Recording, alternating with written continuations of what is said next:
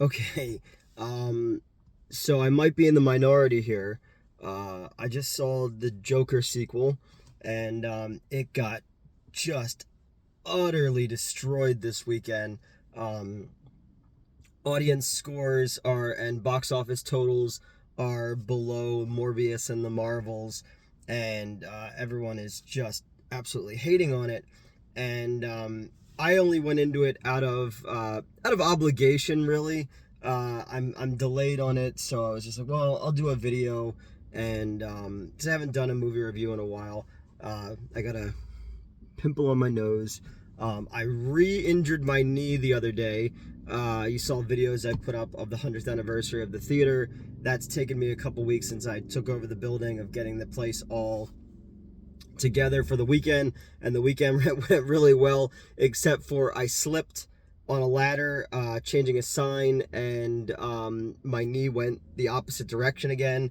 And because there was a silent film going on, I was trying not to make any noise, so I was literally biting my arm because I was screaming in pain, and then I still had to finish up the day. So I got to sleep in today, and the Phillies game, the Phillies won. So I was like, all right, I'm gonna go see a movie. So I limped my crippy ass over to the theater where I saw Furiosa. So before we get into the review, I was going into it with the expectation of, this is gonna be a piece of shit movie. I'm gonna have to do a review where I just reiterate things that other movie reviewers who are just shitty for the sake of being shitty are going to regurgitate, and and then you're no you're no better than them. I'm worse than them. I'm worse than every fucking one of them. So I was uncomfortable. I was unhappy. I was tired, and I went to the theater where I saw Furiosa. Go back, watch my Furiosa video, and what a shit experience I had there. And the experience didn't get any better. I went to the Manayunk Main Street United Artist, and they had fucking mice running all over the floor. The sound was only coming out of the front channels of the speakers, and there was about 7 or 8 people in the theater when the movie started. There was probably 3 at the end of it. I was one of those 3. I was just watching people getting up and leaving. So with all that said, going in with a bum knee and a pimple and tired, and sitting in this theater where there's fucking mice running around and shit like that, this movie that everybody fucking hated, and the audience scores are in the toilet, and the box office is in the toilet, and everybody's pointing fingers, and Todd Phillips did not want to make this movie, and it was a meta commentary about the obligation, and turning the tables on the people who saw Arthur Fleck as the hero of the first one. And with all that said, I fucking love this movie. The commentary is not subtle. Obviously, Joker is an insert for everything that swirled around the first movie. Again, everybody's complaints, because I even read friends of mine's complaints on Facebook. And their reviews for the movie. So I always read all my friends' reviews and stuff like that. And when I see something, I can compare and contrast. And I get it. I understand every single person's their objection to elements of the movie. It all makes sense to me. But with that said, if this was an obligation film, much like Todd Phillips had to do with The Hangover 3, like, that whole movie was about not wanting to make The Hangover 3, essentially. This whole movie is about not wanting to do another Joker movie. The dude in the interviews has been like, I'm fucking donezo, and they're all talking about the shower rape scene and stuff like that. It was handled a lot more tastefully than I thought it was going to be. The lighting in this movie is beautiful. The shot composition in this movie is beautiful. Lady Gaga and Joaquin Phoenix, I think, are incredible together. If there was a downside, I wish there was more original music. I feel like when going into this movie in the trailers, it looked like they were kind of going the route of Francis Ford Coppola's One for the Heart, which is like the movie that like killed his career before, Megalopolis, which I haven't seen yet, but everybody seems to fucking hate that movie too. One for the Heart is this beautiful modern version, well, 1981, I think, 1982, whatever, version of a classic musical. And it had a beautiful songs by Tom Waits and Crystal Gale. I really enjoy that. I mean, Natasha Kinski is in that movie. I think Terry Garr is in that movie as well. I really enjoy that movie. And this movie I thought was gonna have more of that, but this one felt more like Chicago. The 2003 or 4, when 2002, 2003, whatever. I'm getting to the point where I don't remember. I remember seeing things in the theater, but I can't fucking remember the years anymore that I saw things. But yeah, so it had a little bit more of that when it would, whereas that movie its lighting cues would change to bring you out of the reality and into the fantasy. And I've seen a lot of people who are like, oh, it's a fucking musical. Like, what the fuck do I want to see a Joker musical for? And I'm just like, it works really well because the music and his delusions play into this kind of flight of fancy in what this character is. People, there's the people who saw that movie and idealized the Joker, that he was the hero, are the same fucking people who think Rick Sanchez is the hero, or Tyler Durden is the hero, or fucking Homelander. You have a lot more of the Homelander shit, like, cool, greatest character ever, we need more people like him. It's like, no, we don't. These things are making these characters to be like, these are shit humans, like, don't be like this. This is commentary, and then you people watch it and they totally misread the creator's conceit for the entire thing.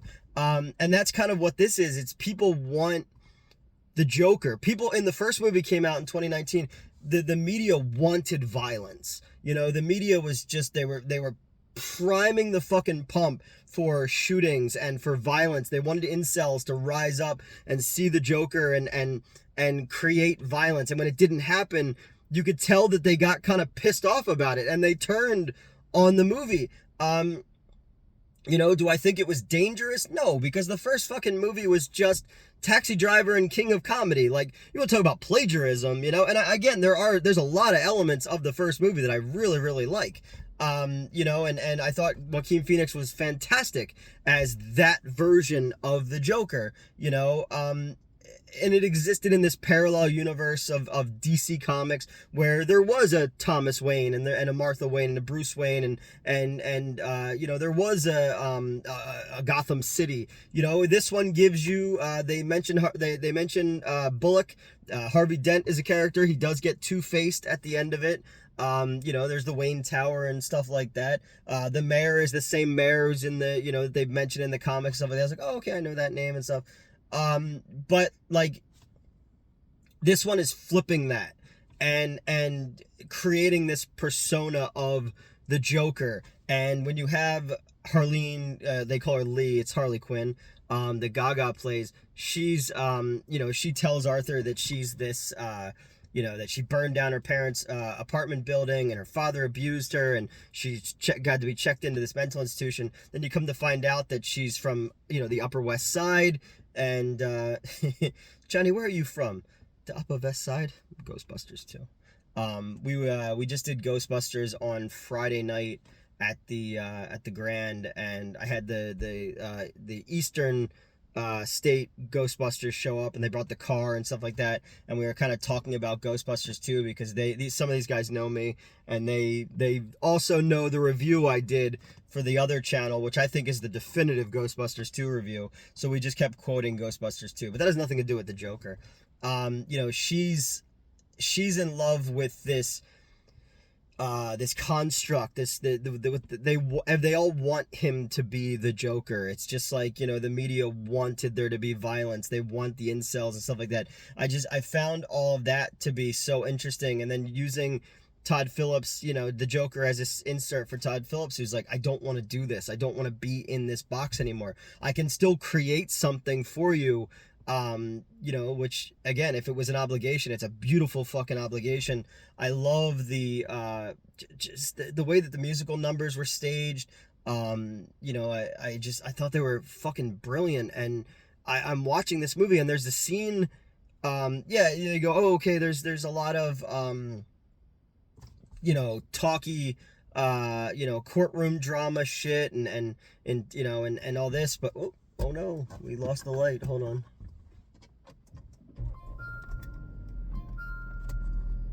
This is what I get for doing these. I get what I fucking deserve.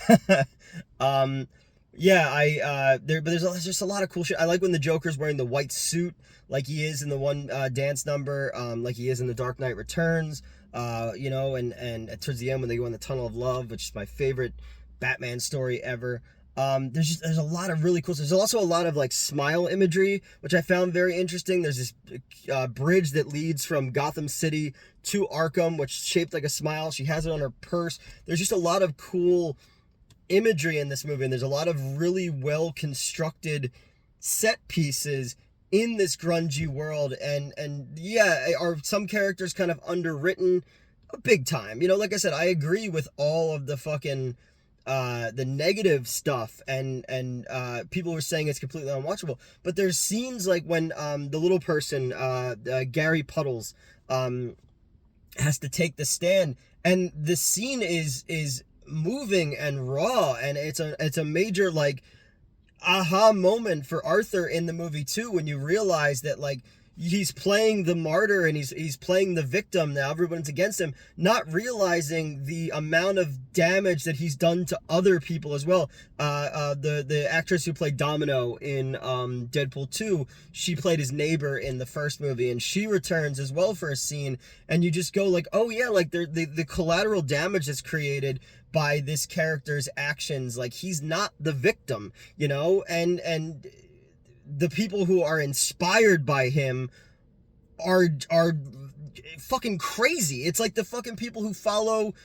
political leaders. It's the fucking people who follow these fringe movements like QAnon and shit like that. It's like it's insane that the sheep mentality that goes into these things, that the ability for people to see a figure and be inspired by it, but not understand like it's a rock, and when you pick the rock up, you see all the shit that's underneath, and the inability to think for yourself, and blindly follow these false fucking prophets. It's like I saw a thing the other day on Facebook or whatever, and it was like believing that a politician has your best interest in mind is like believing that a stripper really likes you. And again, I've told the story before, when the only time I've ever been to a strip club was with some of my former co-workers from the other thing I used to be on, and this one dude that I used to work with really, really thought that the stripper liked him, and I was like, oh, that's not just a punchline on like hacky sitcoms, like that's a real fucking thing. But no, I don't know. It was the nihilism of it. It was the emotional rawness of it. It was the lighting of the movie. It was the shot composition of the movie. It was that kind of skewed version of the classic musical. It was the Looney Tunes cartoon aspect of it. It opens with this beautiful, very 1940s style Looney Tunes cartoon, Me and My Shadow, that was done by Academy Award winning filmmakers. Did that French. I don't remember the name. I remember when we again, it's another one of these movies I remember when we had it. I remember the poster. It was like something of Baskerville or whatever. I don't know what the fuck it was. I don't do my research. But yeah, and that's kind of the idea of the movie going along, is set up right there. It's, Arthur can never escape his shadow. Lady Gaga essentially represents that. It's like she doesn't want Arthur. Once the illusion is gone, she even makes him put the makeup on to have sex, and that is fucking brilliant and raw, and something that I've dealt with in my past. Like, people who only want you when you have something to offer them, only want you when you can offer clout or roles, or introduce them to people and stuff like that. And then once you don't have that anymore, once you're not giving them what they want you for, they have no need for you anymore. They'll fucking throw you away. Like the Joker says in The Dark Knight, they'll cast you out like a leper. So like there's a lot of elements of this movie, and the score, like when his Joker score, that cello when he does the dance in the first movie, the way that that is used in this too, like, you know, I really was sitting there thinking that this thing is going to be just fucking garbage because of everything that I read from people, and was moved by it. And maybe I'm wrong, maybe I'm just intentionally trying to be a contrarian. You know, maybe I'm just tired and my knee hurts. But literally I saw this as a work of art, and maybe I'm crazy. Because again, I didn't particularly love the first one. But I really, really liked what this one took of the first one and how it turned it back around on the audience. And I think there's a lot of people who don't like it because they don't like being faced with what they thought of a thing. They wanted it to end with him being the Joker who's going to eventually fight Batman, you know? And this does end with a guy who gives himself a Glasgow smile. And I thought that was weird if maybe they're trying to set that up as like a Heath Ledger style thing. But no, I don't know. I maybe I'm reading this movie completely wrong. But I thought that this was really, really good. And yeah, you could tell me I'm fucking wrong. You could tell me I have no idea what I'm talking about. There was a lot of this movie that really fucking spoke to me. And I was just finding myself sitting there, making sure that mice weren't running around my feet anymore. I put my feet up on the reclining chair thing. But just like letting it wash over me, and being really, really, really impressed by it. And I've always been like a Lady Gaga fan. I've liked her in a lot of, you know, I loved her in A Star Is Born. I liked her in Machete Kills, and I liked her in American Horror Story and stuff like that. She's The Sopranos when she was an extra. I like her in a lot of stuff, and I like how they used her voice in this. I love the staging of like the Sonny and Cher style, you know, dream segment, you know, and I don't know. I was really, really, really impressed by this movie. And if it was an obligation, fuck, man. Like, there's some like filmmakers out there who pull their heart and souls into things that don't look as good as this dude's Obligation.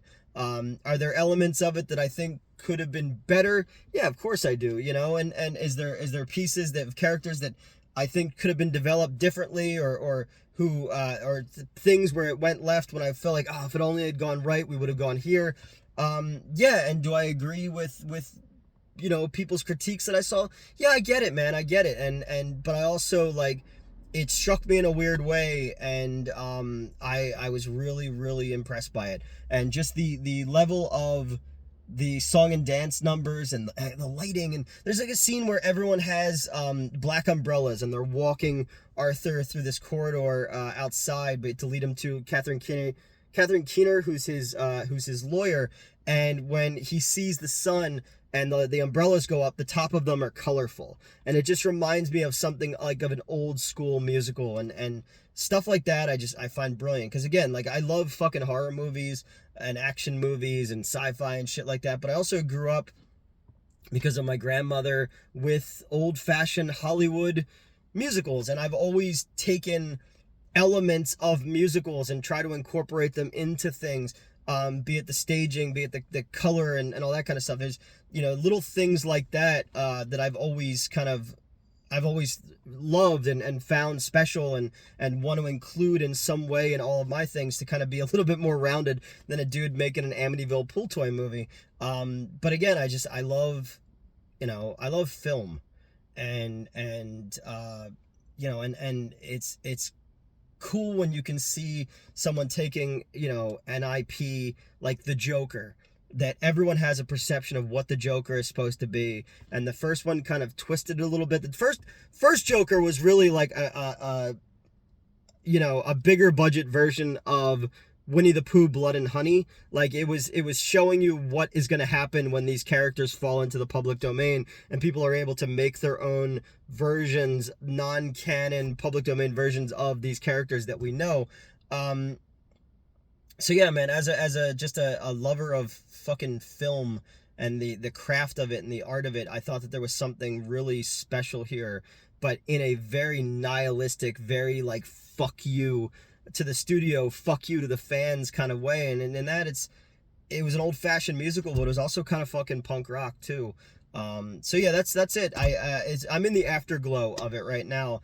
The more I think about it, the more it may, wane. But right now, there's like certain images in it that have like stuck with me, And again, like I said, that scene with Gary, with the little person, like it was dark and complex, and you realize the collateral damage that's caused by these things. Then it leads to this fucking amazing shot where there's a bombing, and the courthouse there's a like terrorist attack by some Joker followers, and you go from Arthur waking up kind of post the bomb to being led outside, and he's kind of like discombobulated, and then these like Joker followers like put him in the car and they make a run for it, and it just goes, and like it's unbroken. And there's probably cuts in there, it's probably not like the Goodfellas shot or whatever, but still it just feels like this one unbroken shot, and you're just following,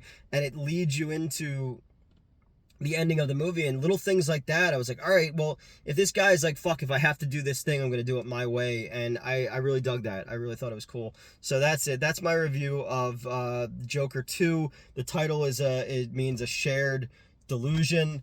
Yeah, I understand why people hated it, but man, I think I fucking loved it. So yeah, that's it.